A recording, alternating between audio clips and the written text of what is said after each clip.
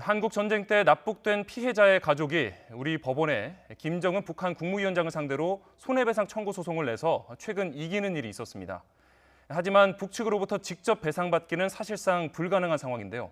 방법이 전혀 없는 걸까요? 임성호 기자가 보도합니다. 6.25 전쟁이 한창이던 1950년 9월, 당시 경찰관이었던 최모 씨는 경남 합천에서 북한군에 납치돼 끌려간 뒤 지금까지 생사를 알 수 없습니다. 60년이 지나 최 씨의 딸이 북한과 김정은 국무위원장을 상대로 우리 법원에 손해배상 청구 소송을 제기해 최근 승소했습니다. 법원은 북한과 김 위원장이 전시민간인 보호를 규정한 제네바 협약을 어기고 최 씨를 송환하지 않아 그 가족에게 피해를 주었다며 5천만 원을 배상하라고 판결했습니다.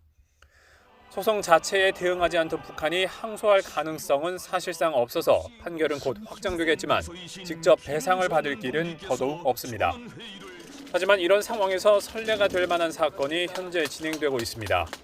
한국전쟁 때 북한에 끌려가 강제노역했던 국군포로 노사홍 한재복 씨도 앞서 북한과 김 위원장을 상대로 손해배상 소송을 냈는데 법원은 북측이 두 사람에게 각각 2,100만 원을 배상하라고 판결했습니다. 승소한 노 씨 등은 배상금을 받아내기 위해 남북경제문화협력재단에 주목했습니다. 이 재단은 지난 2005년 북측과 협약을 맺고 북측의 출판물과 방송 등의 저작권을 위임받아서 국내 언론사로부터 저작권료를 징수해 북측에 보냈습니다. 그러나 이후 대북 제재로 송금이 어려워지자 2009년부터 지금까지 20억 원이 넘는 저작권료를 법원에 공탁했습니다. 국내에 있는 사실상 유일한 북한 재산인 셈입니다.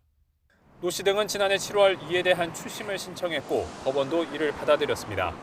하지만 경문협은 이 돈이 북한 정부가 아닌 조선중앙TV 등 원저작자에게 지급할 채권이라 추심 대상이 아니라며 거부했고 결국 노 씨 등은 경문협을 상대로 추심금 청구 소송에 나섰습니다. 추심 명령이 잘못되었다느니 하면서 자신들이 징수한 저작물 사용료의 추심을 거부하고 있습니다. 이번에 승소한 납북 피해자 가족도 국군 포로들이 경문협 공탁금에 관해 제기한 추심금 소송 경과를 참고할 것으로 보입니다. 비슷한 소송도 잇따르고 있습니다. 울진 삼척 무장공비 침투 사건의 사망자 유족이 북한을 상대로 최근 소송을 냈고 천안함, 연평도 포격 도발 피해자들도 손배소 제기를 검토하는 것으로 전해졌습니다. 유사한 소송이 잇따르는 상황에서 북한의 도발로 인한 우리 측 시민 피해에 북측 재산으로 배상이 이루어지는 사례가 나올 수 있을지 관심이 쏠리고 있습니다. YTN 임성호입니다.